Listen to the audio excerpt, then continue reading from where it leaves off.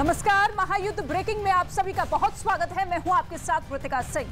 मैं हूं आपके साथ सपना शुक्ला। यूक्रेन की युद्ध भूमि में इस वक्त रियल टाइम सिचुएशन क्या है? पिछले 24 घंटे में बहुत कुछ हो गया है और आइए एक एक ब्रेकिंग आपको बताते हैं। सबसे पहले यूक्रेन के रक्षा मंत्रालय की तरफ से दावा यह किया गया है कि पिछले 24 घंटे में यूक्रेन की फौज ने रूस के 400 सैनिकों को मार गिराया है। इसके साथ ही 24 घंटे के अंदर यूक्रेन ने रूस के 3 टैंक और 2 हेलीकॉप्टर्स भी ध्वस्त कर दिए हैं। तो अगली बड़ी खबर आपको बताते हैं कि पुतिन ने बेलारूस के बॉर्डर पर भी यूक्रेन की चुनौती को बढ़ा दिया है, क्योंकि बेलारूस के सैन्य ढांचे में रूस के सैनिक हैं और रूस के सेनाएं बेलारूस पहुंच चुकी हैं और बेलारूस की सरकार का कहना है कि रूस के सैनिक बेलारूस के सैन्य ढांचे का हिस्सा बनेंगे। इसके साथ ही यूक्रेन की सरकार ने आरोप ये लगाया है कि बूचा की तरह लिमान में, जी हां, लिमान का ये इलाका आप देखिए, जहां पर ये कहा जा रहा है कि सैनिकों ने आम नागरिकों का शोषण किया है, उन्हें टॉर्चर किया है। दावा यह भी किया गया है कि लिमान के अंदर 6 नागरिकों के शव मिले हैं, जिनकी मौत की जांच अब जारी है। अगली खबर न्यूयॉर्क टाइम्स ने रिपोर्ट दी है कि यूक्रेन के अंदर रूस के लिए मुश्किलें बढ़ रही हैं। रूस की सप्लाई लाइन को झटका मिला है डॉनबास में, यह एक रिपोर्ट में दावा किया गया है। खार्किव और इज्यूम पर यूक्रेन के कब्जे के बाद अब रूस डीजल इंजन, हेलीकॉप्टर, एयरक्राफ्ट के कलपोर्स और टैंक की सप्लाई में मुश्किलें झेल रहा है। इसके साथ ही ब्रिटेन ने अपनी खुफिया रिपोर्ट्स में यह कहा है कि रूस के सैनिकों की हार इसलिए हो रही है क्योंकि रूस की सेना में स्थानीय स्तर पर बहुत ज्यादा भ्रष्टाचार है। ये एक बड़ी वजह बताई गई है। रूस के सैनिकों को रसद की सप्लाई भी बहुत मुश्किल से हो पा रही है। यूक्रेन की सेना अब भी डॉनबास को हासिल करने के लिए संघर्ष कर रही है। डॉनबास जहां पर रूस का हो रहा है कब्जा, रूस की 20 कमांड पोस्ट पर हमला हुआ है। डॉनबास के अंदर यूक्रेन की सेना ने करीब 20 रूसी कमांड पोस्ट पर हमला कर दिया, लेकिन रूस के सैनिक किस तरीके से अभी भी डॉनबास के इस इलाके पर डटे हुए हैं। इसके साथ ही आपको यह भी बता दें कि रूस ने राजधानी कीव ओब्लास्ट में एक बार फिर मिसाइल हमले किए हैं। राजधानी कीव पर ही हमेशा से ही नजर रही है और क्राइमिया का पुल उड़ाए जाने के बाद से ही कीव पुतिन के निशाने पर बना हुआ है। यूक्रेन की दक्षिणी हिस्से में नाइपर नदी के पास मौजूद शहर निकोपोल पर रात के वक्त रूस ने जबरदस्त हमले किए हैं। निकोपोल ये वो इलाका, रूस का आर्टिलरी से हमला हुआ, जबरदस्त हमले यहां पर रूस की सेना द्वारा किए गए। 50 गोले दागे गए हैं निकोपोल में। इसके साथ ही आपको यह भी बता दें कि यूक्रेन ने दावा अब ये किया है कि रूस ने ईरान के ड्रोन से 5 हमले किए हैं। 5 हमले का दावा किया गया है, लेकिन सभी 5 ड्रोन जो है यूक्रेन के एयर डिफेंस ने फिलहाल नष्ट कर दिए हैं। रूस ने जापोरोजिया पर फिर से 10 मिसाइलें दागी हैं। जापोरोजिया एक बार फिर से रूस के आ गया है निशाने पर और 10 मिसाइलें दागने का काम रूस ने किया है। रूस ने S-300 मिसाइल सिस्टम का इस्तेमाल किया है जापोरोजिया पर।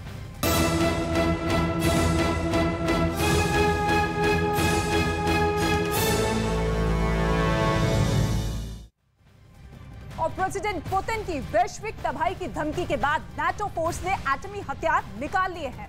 अमेरिका की परमाणु बम वर्षक की यूरोपीय देशों में मंडरा रहे हैं। इसके साथ ही एटम बम बरसाने वाले हथियारों के साथ नाटो फोर्स 30 अक्टूबर तक युद्ध अभ्यास करेगी। उधर रूस में परमाणु युद्ध की तैयारियां शुरू हो चुकी हैं। प्रेसिडेंट पुतिन के ऑर्डर पर रूस के एयर डिफेंस सिस्टम को अलर्ट मोड पर रखा गया है। इसके साथ ही यूरोप में बना परमाणु युद्ध का माहौल कितना गंभीर है, इसके क्या नतीजे हो सकते हैं, इसे समझने के लिए आपको ये स्पेशल रिपोर्ट जरूर देखनी है।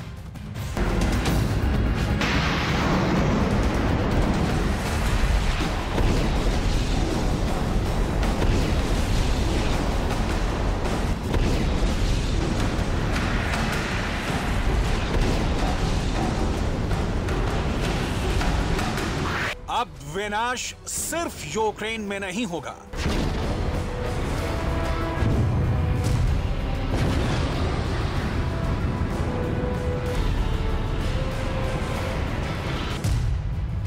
यूरोप के देशों में परमाणु खतरा,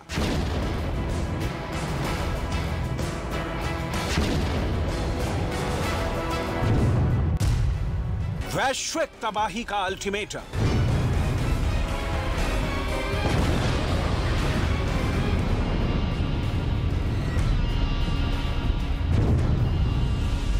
यूरोप को हाफ कर देंगे पुतिन।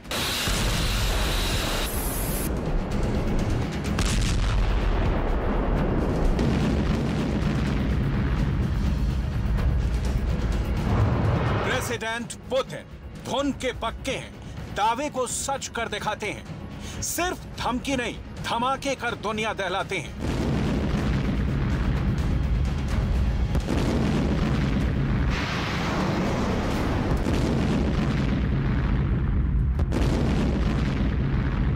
उन्होंने नया प्रण लिया है। पुतिन ने अमेरिका का घमंड चूर चूर करने का ऐलान किया है। इसके लिए अब उन्हें चाहे एटम बमों का पूरा गोदाम ही क्यों ना बर्बाद करना पड़े। मगर हैरानी की बात यह है कि इस दफे पुतिन से ज्यादा नेटो फोर्स एटमी युद्ध को उतावली नजर आ रही है।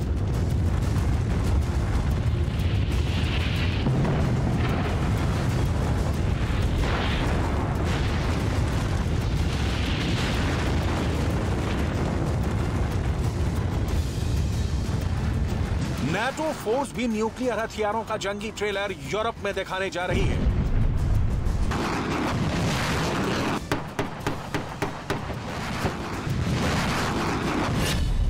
इसे क्या समझा जाए? क्या परमाणु युद्ध का सायरन बजा? पुतिन ने एटमी हथियार निकाले, नेटो फोर्स एटम बम के साथ आए, यूरोप में होगी न्यूक्लियर टक्कर। अब अमेरिका से भिड़ेगा रूस, तीसरे विश्व युद्ध के गुट बने।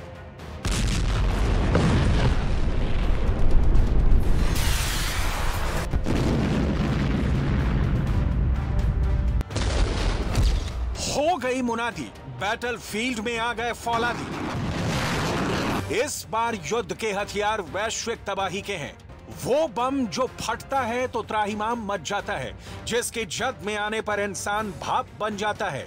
धरती पर प्रलय लाने वाले हथियारों की नुमाइश शुरू हो चुकी है।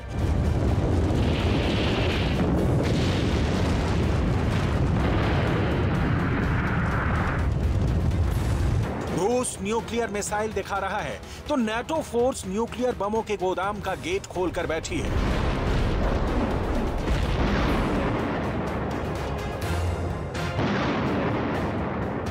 आखिर यूक्रेन युद्ध में ऐसा क्या हुआ? क्यों सीधी लड़ाई में अमेरिका उतरने को बेताब है?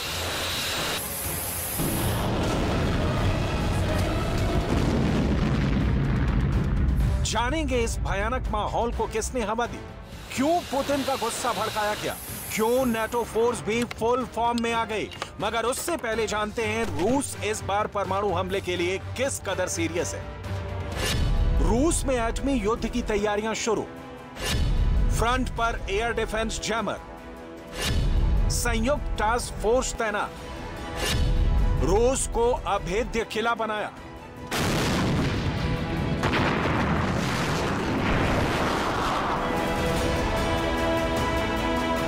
जिस दिन का इंतजार कर रहे थे पुतिन, इतनी भीषण लड़ाई जिस वजह से लड़ी जा रही है, रूस को अमेरिका को सबक सिखाने का वो बहाना मिल गया है। आखिरकार उस मोड़ पर प्रेसिडेंट पुतिन पहुंच ही गए जहां अब मुकाबला सुपर पावर से है। यूक्रेन युद्ध का क्लाइमेक्स भी शायद अब करीब है, क्योंकि एटम बम ब्लास्ट होने लगेंगे तो युद्ध का नतीजा निकलने में देर नहीं लगेगी। न्यूक्लियर युद्ध को टालना अब नामुमकिन है। प्रेसिडेंट पुतिन की धमकी सच साबित हो सकती है, जिसमें उन्होंने वैश्विक तबाही का अलर्ट दिया है। Вы знаете, что вчера председатель Следственного комитета России Александр Иванович Бастрыкин доложил о первых результатах расследования диверсии, совершенной на Крымском мосту. Данные криминалистической и других экспертиз, а также оперативная информация говорят о том, что взрыв, устроенный 8 октября, это террористический акт.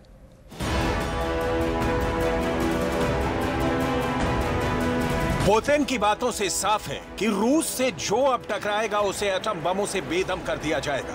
लेकिन पुतिन को भड़काने वाला इतना बड़ा जोखिम क्यों मोल ले रहे हैं? क्या परमाणु युद्ध में रूस की कोई कमजोरी का पता अमेरिका और यूरोप को मालूम चला है? पहले जानते हैं एटमी वॉर की टाइमिंग क्या हो सकती है, किन न्यूक्लियर हथियारों की टेस्टिंग की जा रही है। नेटो फोर्स स्टीड फास्ट नून युद्ध अभ्यास शुरू करेगी। जंगी रिहर्सल में परमाणु युद्ध का अभ्यास किया जाएगा। नेटो के 14 देश इस युद्ध अभ्यास में हिस्सा ले रहे हैं। इस वॉर ड्रिल में 60 लड़ाकू विमान हिस्सा लेंगे, जो बेल्जियम, उत्तरी सागर और ब्रिटेन के ऊपर उड़ान भरेंगे। नेटो फोर्स की परमाणु वॉर ड्रिल रूस से सिर्फ 1000 किलोमीटर दूर होगी। ये बहुत ही रिस्की है। रूस के इतने करीब नेटो की न्यूक्लियर रिहर्सल पुतिन को भड़काने के लिए काफी है, लेकिन इससे भी बड़ा संकट ये है कि ये युद्ध 1 या 2 दिन का नहीं, अक्टूबर महीने के आखिरी हफ्ते तक चलेगा। इस बीच नेटो फोर्स का एक गलत कदम न्यूक्लियर युद्ध भड़का सकता है। युद्ध का खतरा इसलिए भी बताया जा रहा है क्योंकि नेटो फोर्स के अभ्यास में जंगी जेट के साथ महाविनाशकारी बॉम्बर भी शामिल होगा। अमेरिका ने जिस बॉम्बर को रूस के करीब उड़ाने की जरूरत दिखाई है उसे भी जानिए। यह अमेरिका का यूएसएस B-52 स्ट्रेटोफोर्टिस बम वर्षक है। यूएस B-52 बम वर्षक विमान ने पहली उड़ान 1950 के दशक में भरी थी। B-52 बॉम्बर एक बार में 70,000 पाउंड के पेलोड को लेकर 12,874 किलोमीटर तक की दूरी तक उड़ान भर सकता है। यह बॉम्बर अपने एक हमले में किसी बड़े शहर को तबाह करने की क्षमता रखता है। यह बॉम्बर परमाणु बम गिराने की भी ताकत रखता है। B-52 बॉम्बर को अमेरिकी वायुसेना के सबसे बड़े लड़ाके का खिताब दिया जाता है। हाल ही में इस बॉम्बर ने अफगानिस्तान युद्ध में कहर बरपाया था। तालिबान ने जब जावजान की प्रांतीय राजधानी शेबेरगन शहर पर कब्जा कर लिया था, तब अमेरिका ने B-52 से बमबारी की थी। अमेरिका के उस हवाई हमले में 200 तालिबानी मारे गए थे। वहीं 100 से ज्यादा वाहन, बड़ी मात्रा में गोला बारूद भी बर्बाद हुआ था। B-52 को अमेरिका ने यूक्रेन युद्ध के दौरान भी कई दफे रूस के करीब भेजकर अपनी मौजूदगी का एहसास करवाया है। बीते अगस्त महीने में अमेरिकी बॉम्बर का बारूदी अवतार स्वीडन में दिखा था।